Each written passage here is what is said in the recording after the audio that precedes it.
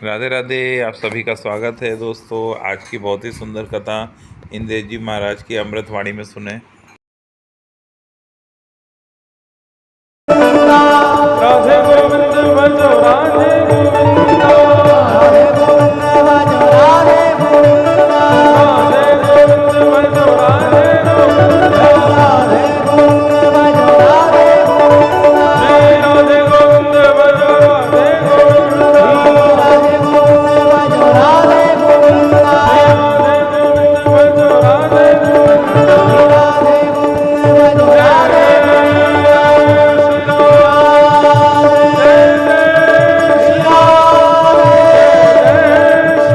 राधे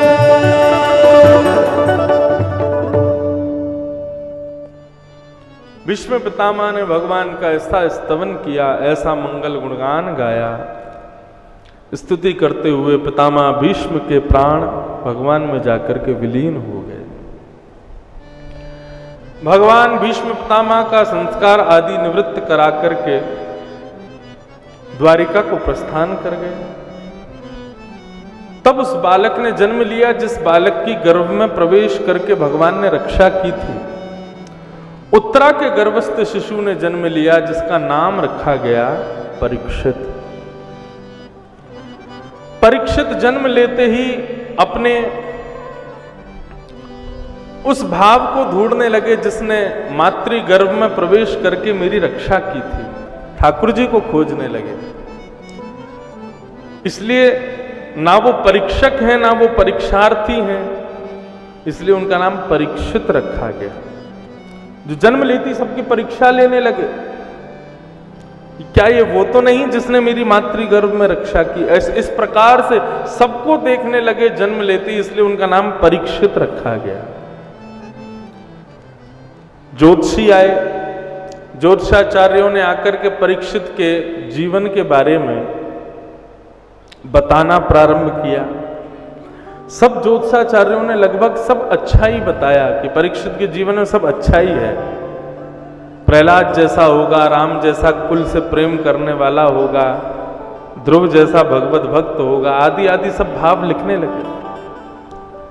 उन ज्योतिषाचार्यों से युधिष्ठिर जी ने कहा, क्या इस बालक में सब गुण ही गुण हैं, कुछ अवगुण नहीं है?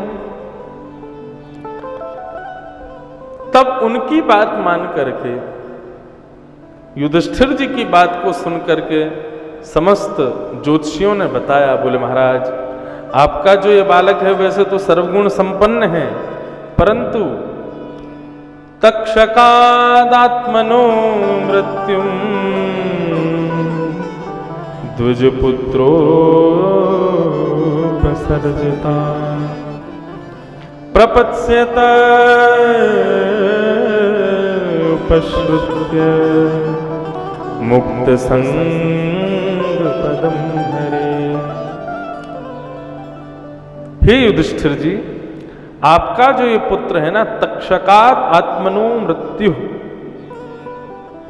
तक्षक सर्प के डंसन से इस बालक की मृत्यु होगी। और तक्षक सर्प तब तक नहीं डसता जब तक ब्राह्मण का अपमान ना किया जाए।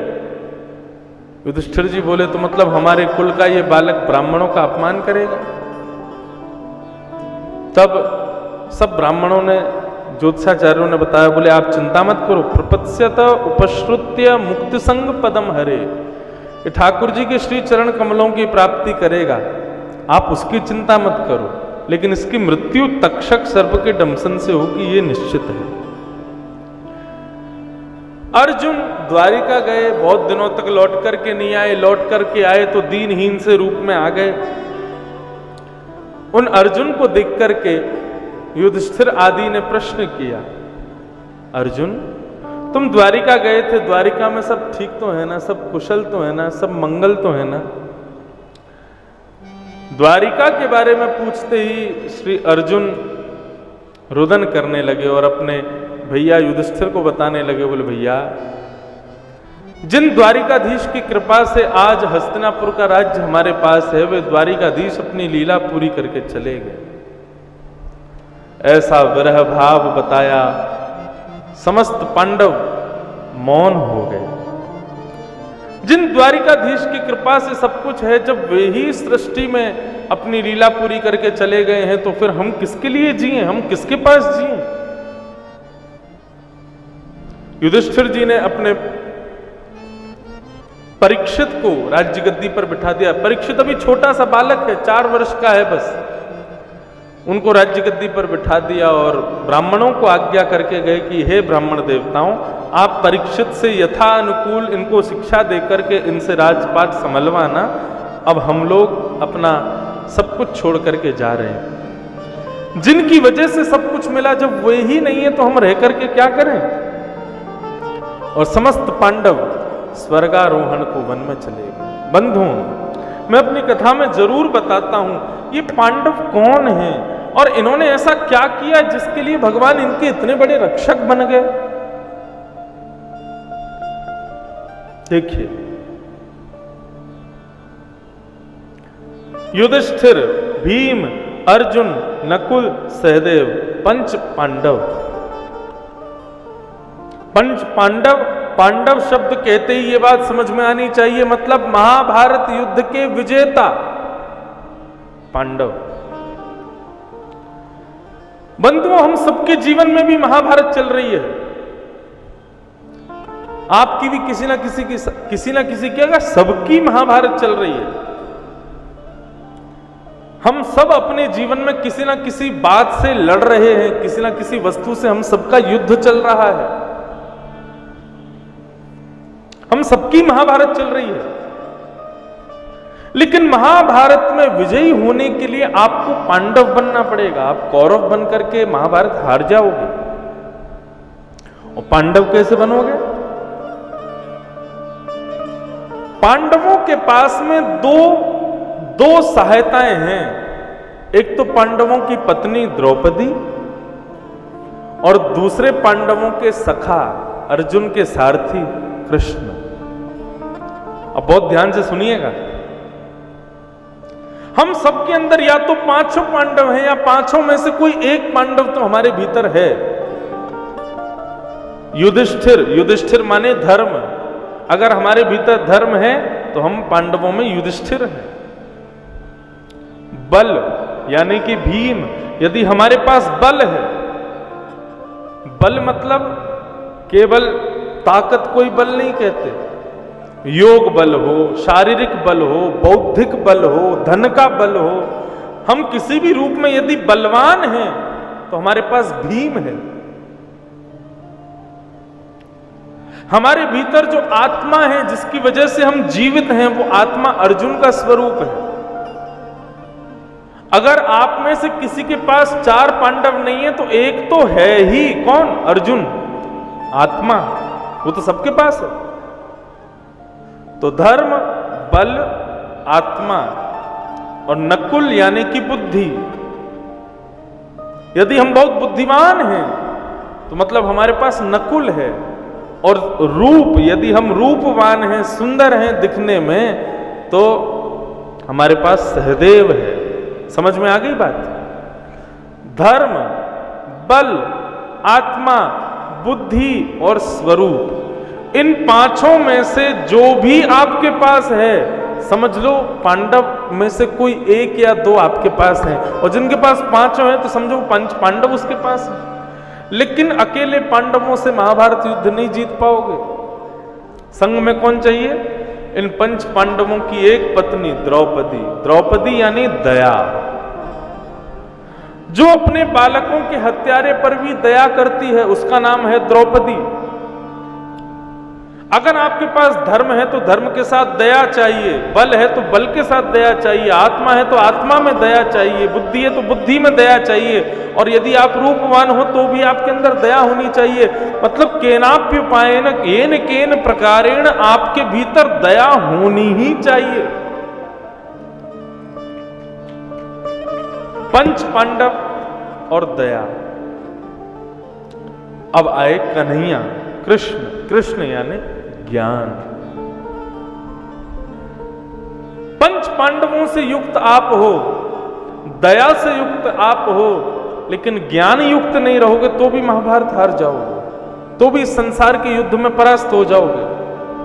संसार के युद्ध में पंच पांडव भी चाहिए, दया द्रौपदी भी चाहिए, और अंतिम और सर्वश्रेष्ठ कृष्ण रूपी ज्ञान भी चाहिए। तभी इस संसार रूपी महाभारत में आप विजयी हो पाओगे, नहीं तो हार जाओगे। इसलिए महाभारत से सीखो कि हम पहले अपने भीतर पांडवों को खोजें कि हमारे भीतर पांडव कौन सा है, और यदि पांडव मिल जाएं तो उनका तुरंत द्रौपदी यानी दया से ब्याह करा दो, और दया से ब्याह कराने के बाद कृष्ण रूपी ज्ञान यानी कि श्रीमद् भागवत, श्री रामचरितमानस, वाल्मीकि रामायण आदि ये सब ज्ञान के सागर जो हैं इनका आश्रय लेना शुरू कर दो, तभी महाभारत को जीत पाओगे, नहीं तो परास्त हो जाओगे। पंच पांडव स्वर्गारोहण को वन में चले गए। परीक्षित धीरे धीरे धीरे धीरे बड़े हुए।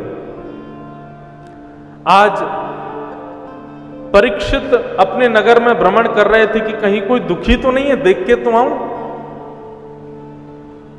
और सब जगह भ्रमण करते हुए, सब जगह देखते भालते हुए, जैसे ही परीक्षित एक स्थान पर पहुंचे, वहां उन्होंने क्या देखा?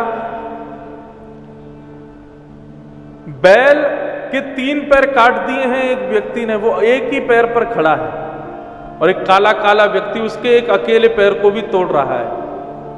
इस दृश्य को समझो। ये बैल कौन है? वृषभ यानी कि धर्म। ये बैल धर्म है। धर्म के 4 चरण होते हैं: सत्य, दान, दया और पवित्रता। इन 4 चरणों के ऊपर धर्म खड़ा हुआ है: सत्य, दान, दया और पवित्रता। लेकिन हर युग के अंत में धर्म का एक चरण कट जाता है, और कलयुग आते आते धर्म केवल एक ही चरण पर रह जाता है, उसके 3 पैर कट जाते हैं। और वो एक चरण कौन सा है? सत्य। लेकिन घनघोर कलिकाल जब प्रारंभ होगा तो सत्य भी कट जाएगा, सत्य भी नष्ट हो जाएगा। आज धर्म सत्य के ऊपर खड़ा है। इसका मतलब क्या है? हम भले ही दूसरों से असत्य बोलते हैं, दूसरों से झूठ बोलते हैं, लेकिन जब खुद की सुनने की बारी आती है तो हम सत्य ही सुनना चाहते हैं। यही धर्म है। जिस दिन असत्य सुनने से भी फर्क नहीं पड़ेगा, उसी दिन घनघोर कलिकाल आ जाएगा।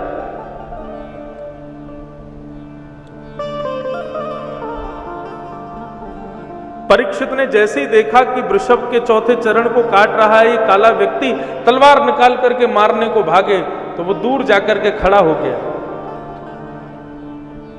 तब परीक्षित ने वृषभ से पूछा, धर्म से पूछा, आपको कष्ट कौन दे रहा है? तब धर्म ने परीक्षित को कष्ट देने के 3 कारण बताए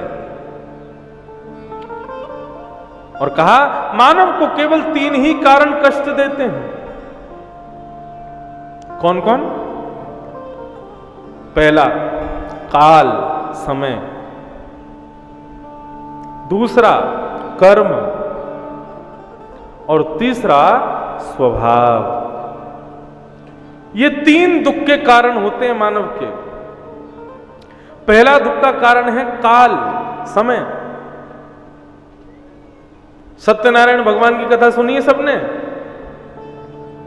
उसमें एक वैश्य की कथा आती है। वो कहता है कि मेरे घर में कोई संतान नहीं है।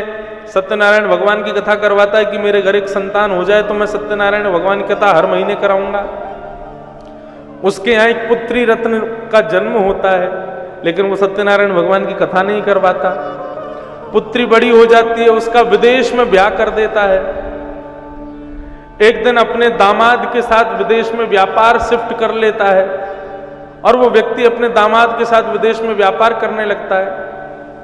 उस विदेश के राजा के यहाँ एक दिन चोरी होती है। चोरों के पीछे सारे सैनिक भागते हैं, और चोर भागते भागते सारा धन धान्य ले जाकर के उस वैश्य की दुकान में फेंक देते हैं, और वहां से चोर भाग जाते हैं। और सैनिक जाकर के उस वैश्य को पकड़ लेते हैं और उसको ले जाकर के कारागृह में डाल देते हैं। अब बताओ ये कौन सा दुख है? ये काल का दुख है, समय का दुख। कई बार हमने कुछ गलत नहीं किया, हमने कुछ दुराचरण नहीं किया, हमारे मन में कोई गलत भावना नहीं थी, लेकिन फिर भी हमारे जीवन में दुख आ जाता है। उसको कहते हैं काल का दुख, समय का दुख। कोरोना आया, कोरोना में सब दुखी थे। ये दुख का कारण कौन सा है? ये समय का दुख है, काल का दुख। कई बार ऐसा आता है कि ठाकुर जी ऐसा समय भेजते हैं कि व्यक्ति को दुख भोगना पड़ता है। तो पहला दुख का कारण है समय, काल। दूसरा दुख का कारण है कर्म। हम जैसा करेंगे हमें भोगना पड़ेगा।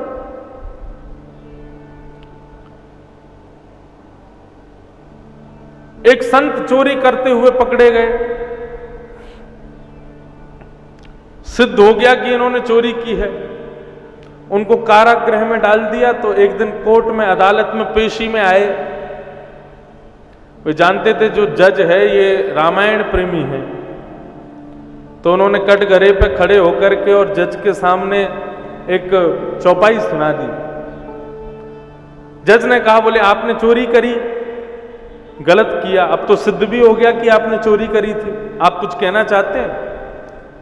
तो संत था, उसने कह दिया, बोले वही सोई जो राम रचि राखा। वही होता है जो राम जी चाहते हैं। मैंने कुछ नहीं किया। रघुनाथ जी चाहते थे कि मुझसे चोरी हो जाए, मैं चोरी कर लूं, इसलिए चोरी हो गई। वही सोई जो राम रचि राखा। जज ने उनकी ओर देख के मुस्कुरा दिए, बोले बहुत अच्छी बात है, आप रामायण प्रेमी हैं, रामायण की चौपाइयां आपको याद है। बोले हाँ जी बिल्कुल, देखिए मैंने सिद्ध कर दिया ना, मैंने कुछ नहीं किया, राम जी की इच्छा थी इसलिए मैंने किया। बोले बहुत अच्छी बात है, लेकिन आपने वो वाली चौपाई नहीं सुनी कभी? बोले कौन सी? बोले कर्म प्रधान विश्व रचि राखा, जो जस करहि सो तस फल चाखा। जो जैसा करता है उसको वैसा भोगना पड़ता है। आपने ये वाली चौपाई सुनी कि नहीं सुनी? बोले हाँ महाराज सुनी तो है। तो फिर काटो 10 साल के लिए जेल में जाओ, जो जस करहि सो तस फल चाखा। इसको कहते हैं कर्म का दुख, काल का दुख, कर्म का दुख। मानव को एक समय आने पर सुखी कर सकता है। समय खराब जब चला जाएगा फिर से जीवन में सुख आएगा। कर्म का दुख जब तुम भोग लोगे उसके बाद में जीवन में सुख आएगा। लेकिन तीसरा यानी कि स्वभाव का दुख, जो व्यक्ति स्वभाव से दुखी है उसको कोई सुखी नहीं कर सकता।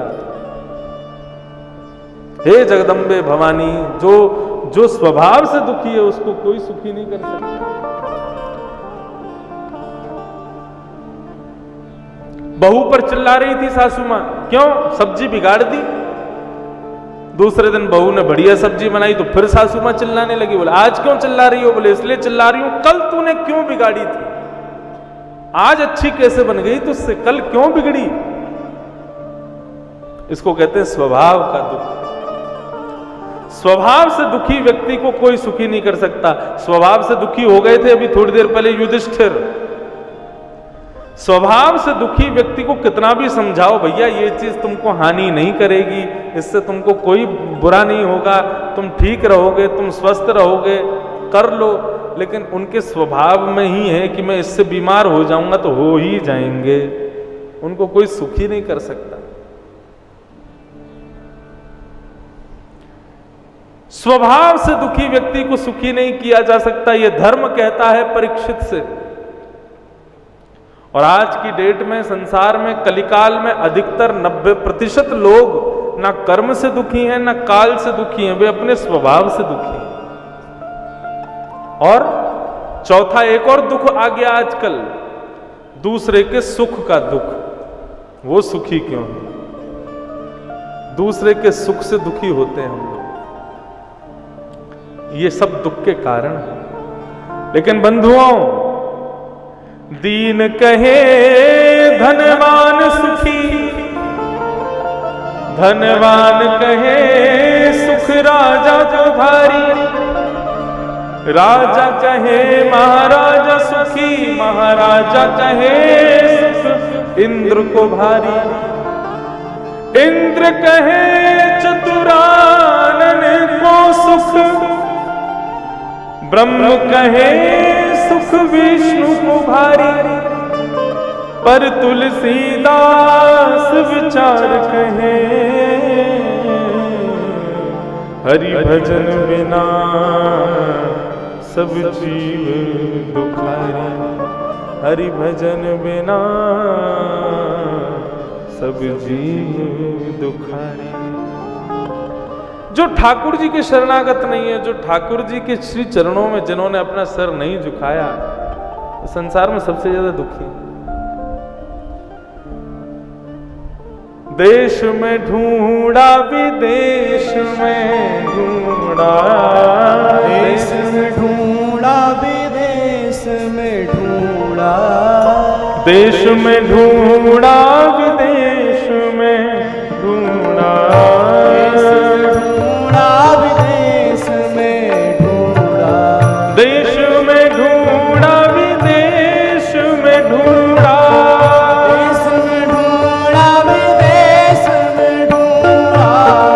देश में ढूंढा विदेश में ढूंढा, देश में ढूंढा विदेश में ढूंढा, अंत का अंत न पाया रे, अंत का अंत न पाया रे, अंत का अंत न पाया रे, अंत का अंत न पाया। संसार में कौन दुखी नहीं है?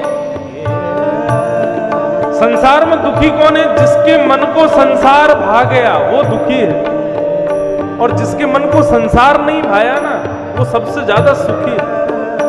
जिसको संसार नहीं भाता, संसार नहीं सुहाता, कौन सुहाता है?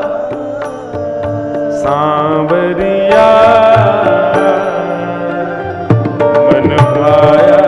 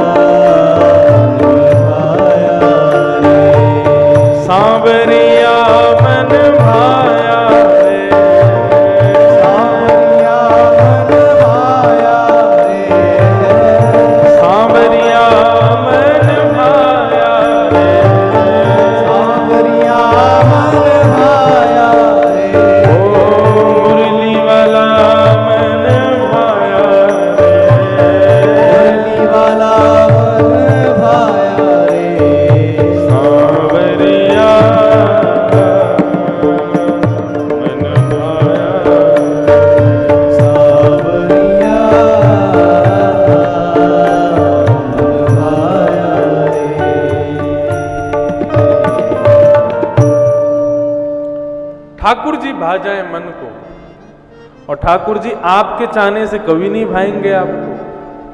ठाकुर जी की जब इच्छा होती है ना, वो उसी के मन को भाते हैं। जिससे ठाकुर जी स्वयं खुद को भाना चाहें, वही ठाकुर जी को भा सकता है। ठाकुर जी ही जिसके प्रति इच्छा प्रकट ना करें कि इसके मन को मैं भाऊं, उसको भाएंगे ही नहीं ठाकुर जी। यदि आपके मन के ठाकुर जी को नहीं भाते हैं, जुगल किशोर जी का दर्शन करके आपका मन प्रसन्न नहीं होता है, तो यही विचार करना ठाकुर जी ही मुझको देख के प्रसन्न नहीं है, इसीलिए मुझको ठाकुर जी को देख के कोई प्रसन्नता नहीं होती। ठाकुर जी को देख करके चेहरे पर प्रसन्नता आ जाए, मन प्रसन्न हो जाए, आनंद हो जाए, गदगद हो जाए, हृदय नेत्र सजल हो जाए, तो सोचना ठाकुर जी मुझे देख के प्रसन्न हुए, इसलिए ये सब कुछ मेरे साथ हो रहा है। ठाकुर जी को भा जाओ, उसी के लिए तो हम लोग कथा में सीख रहे हैं कि हम कैसे बने कि ठाकुर जी को हम भा जाए।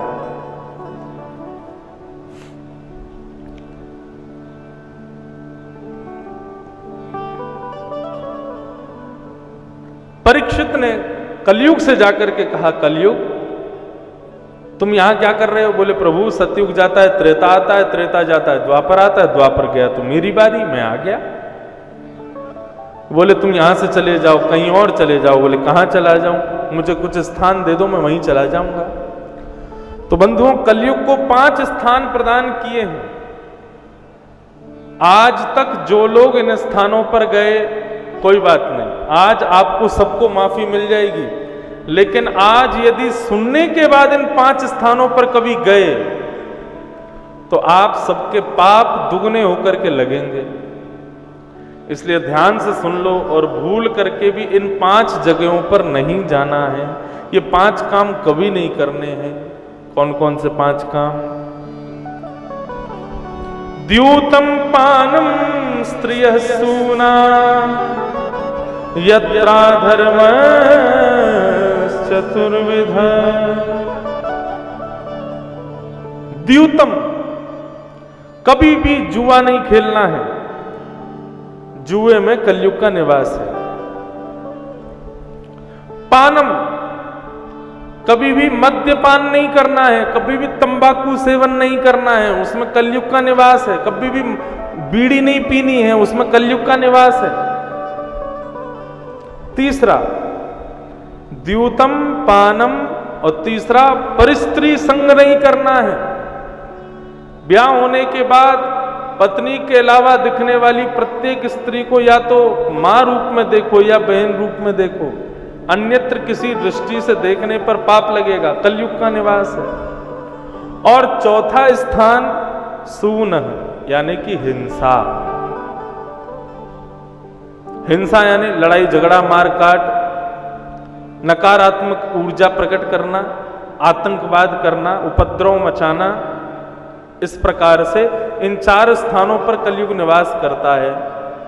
कलयुग ने कहा महाराज 4 स्थान थोड़े कम है मेरे लिए, 1 स्थान और दे दो। तो पुनश्च याचमानाय जात रूप मदात प्रभो, उसकी पुनः याचना करने पर उसको अनीति का धन प्रदान किया। बिना मेहनत के कमाए गए धन में कलयुग का निवास। कितने स्थान हो गए? 5। पहला द्यूतम, जुआ। व्यक्ति को कभी जुआ नहीं खेलना चाहिए। मैंने फिर बताया था आज भी कथा में, धन कौन है? धन साक्षात लक्ष्मी है। लक्ष्मी को कभी दांव पर नहीं लगाना चाहिए। लक्ष्मी को कभी भी शर्त में नहीं लगाना चाहिए। लगी 500 की शर्त, ये जो शर्त लगाते हैं ना, ये भी जुआ ही खेलते हैं एक प्रकार से। हम अपनी कथा में कहते हैं यदि आपको ज्यादा ही शर्त लगाने का शौक है, बिना जुए के खेल खेलने में आनंद नहीं आता, धन का प्रयोग मत करो, वस्तु का प्रयोग कर लो। लगी 5-5 रसगुल्ले की शर्त, ऐसा कर लो। हाँ भाई, खेल खेलते हैं, जो हारेगा वो हारने वाला जीतने वाले को आज कचौड़ी खिलाएगा, समोसा खिलाएगा, ढोकला खिलाएगा, पेप्सी पिलाएगा। ऐसी शर्त लगा लो, वो ठीक है, लेकिन धन का प्रयोग मत करो। हारने वाला जीतने वाले को इतने रुपए देगा, ये मत करो। ये जुआ, इसमें द्यूतम, ये दोष है, कलयुग का निवास है इसमें। शर्त भी नहीं लगानी चाहिए कभी भी, और लगाओ तो वस्तु की लगा लो, धन की मत लगाओ। पानम, जो मद्यपान करते हैं, बीड़ी पान करते हैं, तंबाकू खाते हैं, ऐसे लोग भी एक प्रकार से कलयुग में ही जी रहे हैं। महाराज कहां तक कहें? लोग एकादशी व्रत करते हैं, अन्न जल का परित्याग कर देते हैं, लेकिन एकादशी वाले दिन तंबाकू खा लेते हैं। क्यों? इसमें दोष नहीं, इसमें कोई दोष नहीं। तंबाकू की खेती होती है मध्य प्रदेश में? नहीं होती ना, गुजरात में होती है। तंबाकू की खेती में बाउंड्री नहीं बनती। क्यों? बाउंड्री उन खेतों में लगाई जाती है जहां पर जानवर घुस के खा जाते हो। तंबाकू की खेती में बाउंड्री की जरूरत नहीं। क्यों? क्योंकि उसको गधे भी नहीं खाते, इंसान खा जाता है। इंसान खाता है उसको, और जब इंसान खाता है तो गधा कहता है ले, इसको तो गधा भी नहीं खाता, इंसान खाता है। और बड़ी बड़ी टेक्निक से खाता है, चूना मिला के, रगड़ के, तो उसमें ऐसे थप्पी मार के उसका वो उड़ा के और फिर यहाँ होट करके और माँ दबा लेंगे, महाराज पता ही नहीं चलेगा कुछ है क्या मुख में। अलग अलग प्रकार से तंबाकू का सेवन करते हैं लोग। 3 इंच की सिगरेट और 3 मन के शरीर को चिता में लिटा देती है। बताओ बलवान कौन? 3 इंच की सिगरेट की 3 मन की काया। 3 इंच की सिगरेट ज्यादा बलवान होती है। 3 मन की काया को चिता में लिटाने की सामर्थ्य रखती है वो। कैसी स्थिति आ गई है। ये मद्यपान, सुरापान, इन सब में कलयुग का निवास है। मैंने ऐसा संत जनों के मुख से सुना, ये तंबाकू की जड़ी बूटी का प्रादुर्भाव किससे हुआ?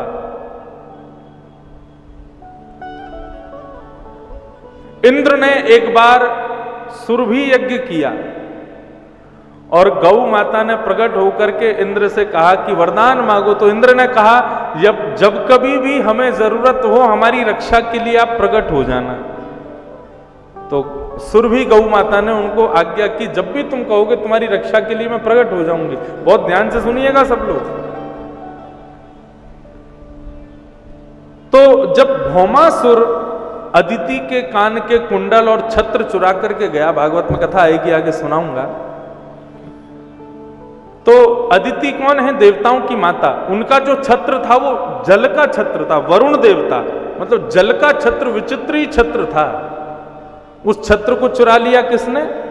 भौमासुर नाम के दैत्य ने। कान के कुंडल भी चुरा लिए। उसको देवता मार नहीं पा रहे थे, तब भगवान से जाके प्रार्थना की। भगवान ने कहा ठीक है, तो हम इसको मार देंगे और इसके छत्र और कुंडल इससे ला करके तुमको दे देंगे।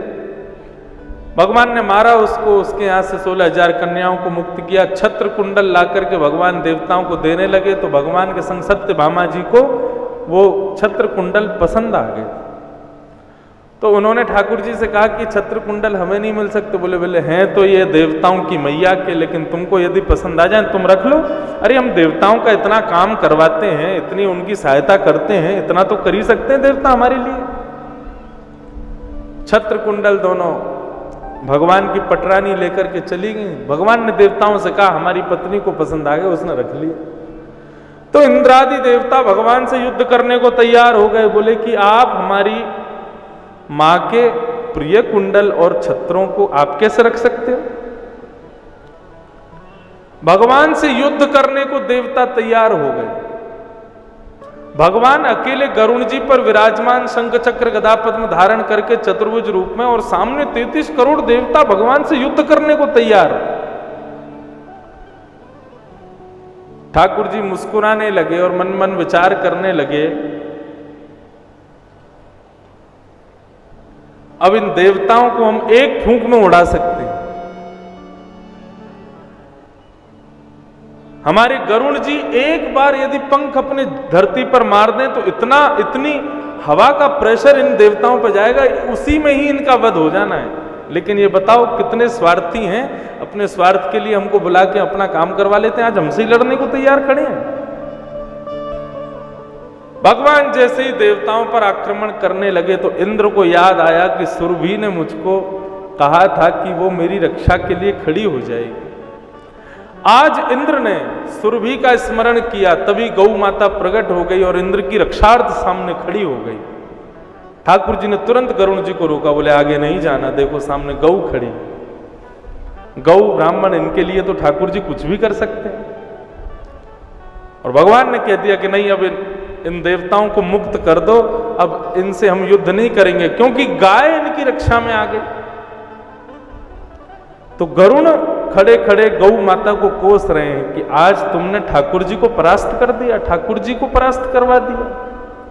गौ माता रुदन करने लगी, बोले प्रभु मेरा कोई दोष नहीं है।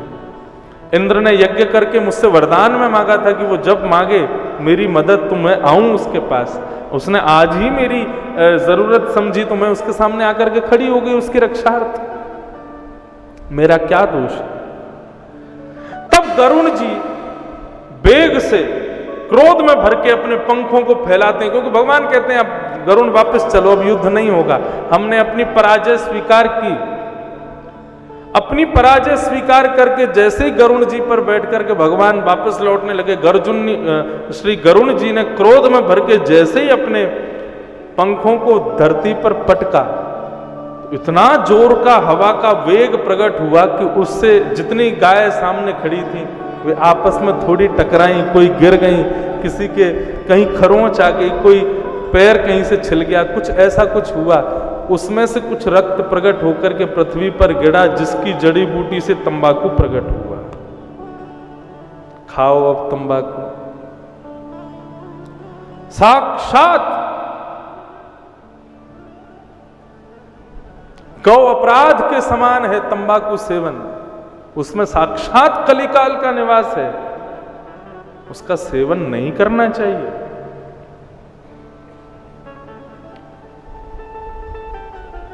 सर्वगुण संपन्न बने हुए हैं, सर्वगुण शुद्धता का भान रखते हैं, उर्धपुंड माथे पर लगाते हैं, लंबी चोटी रखते हैं, लेकिन अपने मुख में ऐसी अभद्र वस्तु का सेवन करते हैं।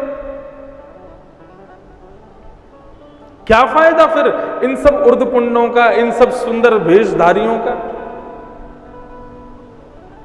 तो द्यूतम पानम, और तीसरा स्त्री है, पराई स्त्री संग में कलयुग का निवास होता है, और चौथा हिंसा में कलयुग का निवास है, और पांचवा बिना मेहनत के कमाए गए धन में कलयुग का निवास है। ये 5 स्थान कलयुग को प्रदान करके राजा ने कलयुग को मुक्त कर दिया। बंधुओं, आश्चर्य की बात है कि कलयुग केवल 5 ही जगह पे रहता है, इसके अलावा छठवा कोई स्थान नहीं है जहां कलयुग हो। लेकिन फिर भी कलयुग ने हमारी मति को कितना भ्रमित किया है। तो निश्चित ही हम में से कोई ना कोई इन 5 स्थानों में से किसी ना किसी स्थान में प्रवृत्त है, इसलिए कलयुग हमारे जीवन में है। यदि कोई व्यक्ति इन 5 स्थानों का सेवन नहीं करता, इन स्थानों पर नहीं जाता, तो वो व्यक्ति कलयुग में नहीं है, वो सतयुग में है, वो त्रेता में है, वो द्वापर में है। इन 5 स्थानों से बचो। आज तक गए कोई बात नहीं, आज क्षमा हो जाओगे, लेकिन आज सुनने के बाद भी यदि आपने इन 5 स्थानों पर जाने का प्रयास किया तो पाप दुगुना तिगुना होकर के लगेगा। मैं तो कई कथाओं में कह देता हूं कि कलयुग के 5 स्थान बताने वाला हूं। जो लोग तंबाकू बीड़ी नहीं छोड़ सकते, जो लोग इन सब स्थानों पर जाना नहीं छोड़ सकते, तुरंत थोड़ी देर के लिए कथा से बाहर चले जाओ, क्योंकि यदि कथा में मैंने ये 5 स्थान बताए, आपने सुन ली और सुनने के बाद भी गए, तो पाप into 100 होकर के लगेगा फिर। क्योंकि जब तक हम पाप नहीं सुनते, हम नहीं जानते कि ये पाप है और वो कर दें तो उसका अपराध इतना नहीं होता। जानने के बाद भी पाप किया जाए तो उसका अपराध की तो महाराज गणना ही नहीं है कोई। कलयुग को 5 स्थान देकर के राजा परीक्षित लौट करके अपने भवन में आए। तभी कारागृह में जाकर के एक सुंदर मुकुट को देखा। ये जरासंध का मुकुट था। भीम ने जब जरासंध का वध किया तब इस मुकुट को लाकर के अपने तय खाने में रख दिया। मुकुट बड़ा सुंदर था, लेकिन राजा परीक्षित की मेहनत का मुकुट तो नहीं था ना। राजा परीक्षित ने उठा करके जैसे ही मस्तिष्क पर पहना, अनीति का धन है, मस्तिष्क पर पहनते ही कलयुग दिमाग में प्रवेश कर गया। जिस राजा ने कलयुग को बांधा वो राजा स्वयं बंध गए कलयुग में, और राजा शिकार खेलने के लिए वन में गए। जिन राजा के यहां हिंसा करना पाप, वो राजा खुद शिकार खेलने गया। एक भी जानवर को मार तो नहीं पाए, लेकिन धूप के कारण प्यास लगने लगी तो एक संत के आश्रम में पहुंचे, शमीक ऋषि के आश्रम। शमीक ऋषि वहां पर त्राटक समाधि में बैठे थे। मतलब वे जीवित हैं, लेकिन उनको ना तो कुछ सुनाई दे रहा है, ना कोई भान है, ना वे श्वास ले रहे हैं। ऐसी समाधि, त्राटक समाधि में शमीक ऋषि बैठे थे। राजा परीक्षित ने जाकर के कहा कि आपके द्वार पर एक छत्र सम्राट राजा परीक्षित आया है, मुझे प्यास लगी है, पानी पिलाइए संत। लेकिन शमीक ऋषि ध्यान में बैठे थे तो सुन नहीं पाए, उन्होंने कोई प्रत्युत्तर नहीं दिया। तो राजा परीक्षित ने मरा हुआ सर्प अपने बाण से उठा करके उनके गले में डाल दिया। कलयुग हमारे भीतर प्रवेश कर जाए ये पता कैसे चले? जो क्रिया हमने कभी सोची नहीं, हमारे खानदान में किसी ने नहीं की, और वो हमसे हो जाए, चाहे वो कितनी भी छोटी क्रिया हो, लेकिन वो दुष्क्रिया यदि हमसे हो जाए तो समझना कलयुग आ गया हमारे पास। मरा हुआ सर्प गले में डाल करके राजा चले गए।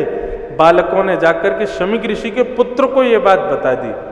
पुत्र नदी में स्नान कर रहे थे, जैसे ही पता चला मेरे पिता का अपमान किया राजा ने, नदी का जल हाथ में लेकर के श्राप दे दिया, मैं श्राप देता हूं राजा परीक्षित को, आज के 7वें दिन तक्षक सर्प डस देगा, उनकी मृत्यु हो जाएगी। लौट करके शमीक ऋषि के पास श्रृंगी जैसे ही आए तो बताया, पिताजी आज आप समाधि में बैठे थे, आपके गले में मरा हुआ सर्प डाल दिया राजा ने, मैंने राजा को 7 दिन में मरने का श्राप दिया। ये सुनकर के शमीक प्रसन्न नहीं, गुस्सा हुए, बेटा तूने गलत किया। अरे वैद्य के पास यदि रोगी जावे तो वैद्य को चाहिए ऐसी औषधि दे कि रोग दूर होवे, ना कि ऐसी औषधि दे कि रोगी बेचारा राम नाम सत्य हो जाए उसका। हमारे द्वार पर राजा परीक्षित आए थे, वो रोग ग्रसित हो गए हैं, उनका रोग दूर करना था, लेकिन तूने राजा परीक्षित को ही श्राप दे दिया, गलत किया। अपने गौरमुख शिष्य को आज्ञा की कि जाकर के राजा परीक्षित को बता दीजिए कि उनके जीवन के केवल 7 दिन बचे। यहां राजा परीक्षित ने जैसे ही मुकुट उतारा तो उनको याद आया, ये मैंने क्या किया, मैंने संत के गले में मरा हुआ सर्प डाल दिया। अपनी पत्नी से कहने लगी, देवी मुझे अभी तक श्राप क्यों नहीं लगा, मेरा ये सारा राजपाट जल करके नष्ट क्यों नहीं हो गया, मैंने आज बहुत बड़ा अपराध किया, संत के गले में मरा हुआ सर्प डाल दिया। राम राम राम, ये मैंने क्या कर दिया, अरे मेरी हाथ कट क्यों नहीं गए ये करते समय। तभी गौरमुख आए और आकर के कहा, राजा परीक्षित में शमीक मुनि के आश्रम से आया हूं, जहां आज आप प्रातः काल में गए थे। आपने राजा आज हमारे गुरुदेव के गले में मरा हुआ सर्प डाला, इस बात से क्रोधित होकर के गुरुदेव के पुत्र हमारे गुरुपुत्र श्रृंगी ने आपको 7 दिन में मरने का श्राप दिया है। आपके जीवन के केवल 7 दिन बचे हैं, अपनी मुक्ति का उपाय खोज लो। ये बात सुनते ही परीक्षित नृत्य करने लगा, आनंद करने लगा, उत्सव मनाने लगा, पुष्प उछालने लगा। पत्नी ने जाकर के समझाया, बोले उत्सव मना रहे हो, तुमको मरने का श्राप लगा है, तुम उत्सव मना रहे हो। बोले देवी मैं उत्सव इसलिए नहीं मना रहा कि मुझे श्राप लगा, क्योंकि मुझे श्राप नहीं, मुझे 7 दिन का जीवन वरदान प्राप्त हुआ है, मैं इसलिए उत्सव मना रहा हूं। संसार में कोई भी व्यक्ति ऐसा नहीं कह सकता कि मैं अगले घंटे जीवित रहूंगा, लेकिन मैं दावे से कह सकता हूं अगले 7 दिन तक ब्रह्मा भी मेरा वध नहीं कर सकता, मैं जीवित रहूंगा। अगले 7 दिन में मेरा कोई बाल बांका नहीं कर सकता। क्यों? क्योंकि एक ब्राह्मण ने मुझे 7 दिवस के जीवन में बांध दिया है। इस संसार में कोई नहीं कह सकता कि मैं कल जीवित रहूंगा, परसों जीवित रहूंगा, आज रात को सोऊंगा तो कल सुबह जीवित उठूंगा, कोई नहीं कह सकता। लेकिन परीक्षित कह रहे हैं, एक ब्राह्मण ने 7 दिन में मरने का श्राप नहीं, आशीर्वाद दिया। इसका मतलब 7 दिन से पहले मुझे कोई नहीं मार सकता। इंद्र की भी सामर्थ्य नहीं कि वो मेरा वध कर सके। क्यों? क्योंकि एक ब्राह्मण ने मुझे आशीष दिया। अपने पुत्र जन्मेजय को राज्य गद्दी पर परीक्षित ने बिठा दिया और गंगा किनारे जाकर के बैठ गए। असंख्य संत उनके सामने उनके उद्धार के लिए प्रकट हो गए। सबसे एक ही प्रश्न किया, जल्दी मरने वाले की मुक्ति का उपाय बताइए। सब संतों ने अलग अलग उत्तर दिए। नहीं को मुनिर्यस्य वच प्रमाण, कोई भी प्रमाण से नहीं कह सका कि राजन तुम ये करो।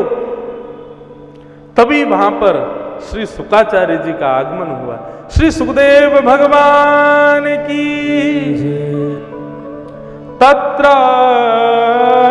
भवद भगवान व्यास पुत्रो यदिच्छया गामट मानो नपेक्ष अलक्षलिंगो निज लाभ तुष्टो सुव्रतश्च बालैरवधूतभेष।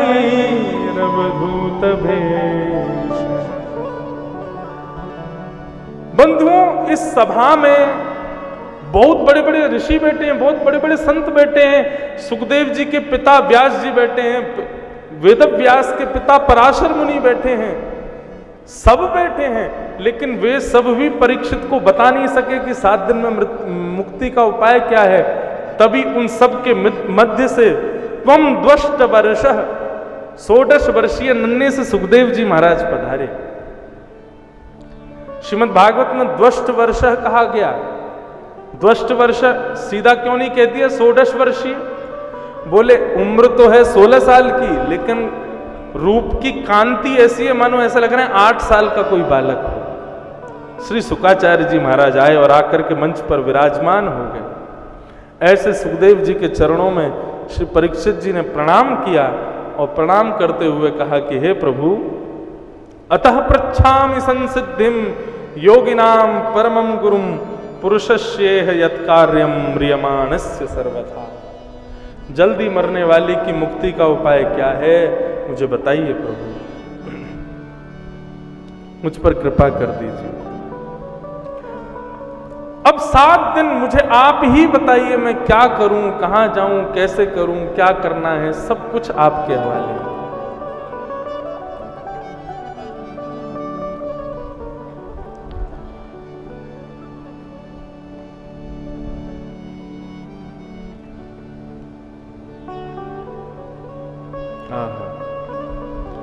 श्री सुखदेव जी के चरणों में परीक्षित जी महाराज कह रहे हैं, जहां ले चलोगे वहीं मैं चलूंगा, जहां ले चलोगे वहीं मैं चलूंगा। बंधुओं, ये भाव इसलिए गाना है, हम भागवत जी से प्रार्थना कर रहे हैं। आज कथा में सुखदेव जी पधारे हैं, कल कथा में बालकृष्ण प्रभु पधारेंगे, परसों कथा में गोवर्धन नाथ पधारेंगे, अगले दिन कथा में द्वारिकाधीश पधारेंगे। आज शुकाचार्य जी कथा में पधारे हैं। इनसे हम प्रार्थना करें, हे गुरुदेव, हे सुखदेव जी, जिस प्रकार परीक्षित को आपने ठाकुर जी के चरणों की प्राप्ति करा दी, ऐसे ही हम सब भी परीक्षित यहाँ बैठे हैं। आप हम पर कृपा करो, आप जो बताओगे, जैसा कहोगे, जो कथा के माध्यम से कहोगे, हम सब करने को तैयार हैं। आज की कथा को विराम दें, उससे पहले सुखदेव जी को प्रणाम करें। प्रेम और भाव से सब लोग गाएंगे, ओ जहां ले चलोगे वहीं मैं चलूंगा, जहां ले चलोगे वहीं मैं चलूंगा। ओ जहां नाथ रख दोगे, जहां नाथ रख दोगे,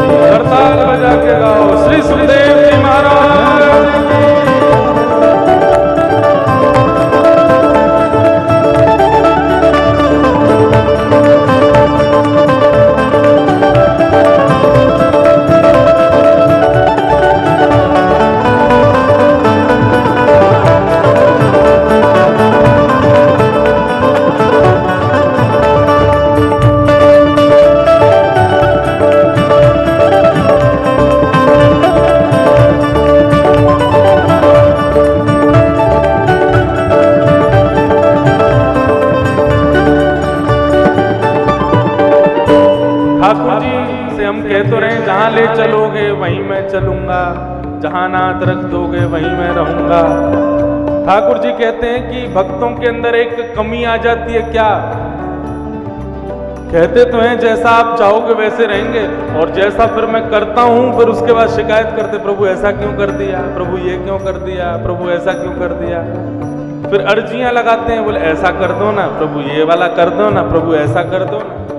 अरे जब मुझसे कह रहे हैं कि जैसा आप चाहो वैसा कर लो, तो फिर मुझ पे ही छोड़ो, ये शिकायतें मत किया करो मुझसे, अर्जियां मत लगाया करो। मैंने कुछ सोच समझ के कर रहा हूं जो कर रहा हूं तुम्हारे साथ। न कोई शिकायत नहीं कोई अर्जी, कर लो करा लो प्रभु जो है तेरी मर्जी। न कोई शिकायत नहीं कोई अर्जी, कर लो करा लो जो है तेरी मर्जी। न कोई शिकायत नहीं कोई ऐसी, कर लो करा लो जो है तेरी मर्जी। न कोई शिकायत नहीं कोई अर्जी, कर लो करा लो जो है तेरी मर्जी। खुशी दो या गम जो भी, खुशी दो या गम जो भी, खुशी दो या गम जो भी, खुशी दो या गम जो भी, मैं प्रेम से समूंगा, जहाँ ले चलोगे वहीं मैं चलूंगा, जहाँ ले चलोगे वहीं मैं चलूंगा। जहाँ नाथ रख दोगे, जहाँ नाथ रख दोगे, जहाँ नाथ रख दोगे, जहाँ नाथ रख दोगे, वहीं मैं रहूंगा, जहाँ ले चलोगे वहीं मैं चलूंगा, जहाँ ले चलोगे वहीं मैं चलूंगा। ओ जय जय राधा रमण प्यारो राधा रमण, राधा रमण प्यारो राधा रमण, जय जय राधा रमण प्यारो राधा रमण, राधा रमण प्यारो राधा रमण, ओ जय जय राधा रमण प्यारो राधा रमण, राधा रमण प्यारो राधा रमण, जय जय राधा रमण प्यारो राधा रमण, जय राधा रमण प्यारो राधा रमण, ओ जय जय राधा रमण प्यारो राधा रमण, राधा रमण प्यारो राधा रमण, जय जय राधा रमण प्यारो राधा रमण, जय राधा रमण प्यारो राधा रमण, ओ जय जय राधा रमण प्यारो राधा रमण, राधा रमण प्यारो राधा रमण, ओ जय जय राधा रमण प्यारो राधा रमण, राधा रमण प्यारो राधा रमण, जहाँ ले चलोगे वहीं मैं चलूंगा, जहाँ ले चलोगे वहीं मैं चलूंगा, ओ वहीं मैं चलूंगा, वहीं मैं चलूंगा, वहीं मैं चलूंगा। जय जय श्री राम, जय जय श्री राधे, जय जय श्री राधे। श्री वृंदावन बिहारी लाल की जय, श्री राधा रमण लाल की, श्री बल किशोर लाल की। बंधुओं, आज की कथा को यहीं विराम देते हैं। कल के लिए विशेष जानकारी, कल कथा में श्री बालकृष्ण प्रभु का जन्मोत्सव यहाँ मनाया जाएगा। कल आप सब लोग दमोह में नहीं बैठेंगे, कल आप लोग गोकुल में बैठेंगे। कल ये पूरा प्रांगण गोकुल बनेगा और आप सब लोग पीले पीले वस्त्र पहन करके आना। जिन पर पीले वस्त्र नहीं वो पीला पटका पहन के आना, जिन पर पीला पटका नहीं वो पीला चंदन लगा के आना, जिन पर पीले चंदन भी नहीं है वो अपने मन को ही गोकुल बना के आना बस, लेकिन आना। और कल अपने मित्रों को, परिवारी जनों को, सबको लेकर के नंदोत्सव में पधारिए। कल हम सबका परम सौभाग्य है, हम सबके मध्य में परम पूजनीय प्रातस्मरणीय मेरे सदगुरुदेव, मेरे पूज्य पिताजी महाराज भागवत भास्कर पूज्य श्री कृष्णचंद शास्त्री ठाकुर जी महाराज कल हम सबको दर्शन देने के लिए यहाँ पधारेंगे और हम सबके मध्य में कुछ अपने वचनामृत का भी पान कराएंगे। कब आएंगे ये अभी कुछ कह नहीं सकते, प्रारंभ में आएंगे कि विश्राम में आएंगे, लेकिन कल संभवतः आएंगे। तो कल आप सब लोग बड़े प्रेम और भाव से सज धज के आइएगा। लाला के जन्मोत्सव में सब चलेंगे और कल खूब आनंद से हम लोग कल पेंट वेंट मत पहन के आना। कल जितने जीन्स पैंट वाले हैं वो भी कल धोती पहन के आना और सुंदर ग्वाला से लगना, सब ऐसा लगे कि हाँ ग्वाल बाल आए हैं। सिर पर बढ़िया पाग वाग सी बांध के आना, बढ़िया सुंदर सज के आना। कल ठाकुर जी का जन्मोत्सव है। कोई व्यवस्था ना बैठ रही हो तो जबरदस्ती बना के व्यवस्था कुछ करके आना, किसी से मांग के पहनने पड़े, लेकिन कल बढ़िया बन के आना। कल ये मत विचार करना नंद नंदन का जन्म है, कल ये मत विचार करना ठाकुर जी का जन्म। कल ये सोचना हमारे हृदय के स्वामी, हमारे हृदय सम्राट श्री पन्ना नरेश युगल किशोर जी का जन्मोत्सव मनाया जाएगा। कल बड़े प्रेम से सब लोग पधारिए। और अभी भागवत जी की मंगलमयी आरती हमारे मुख्य यजमान मंच पर आकर के करेंगे। उससे पूर्व कुछ जानकारी हमारे पंडित जी आपको दे रहे हैं, आप श्रवण करें। जय जय श्री। आरती से पहले कोई भी अपना स्थान न छोड़ें, आरती के पश्चात ही यहाँ से वापस जाएंगे। सब लोग श्रवण करें।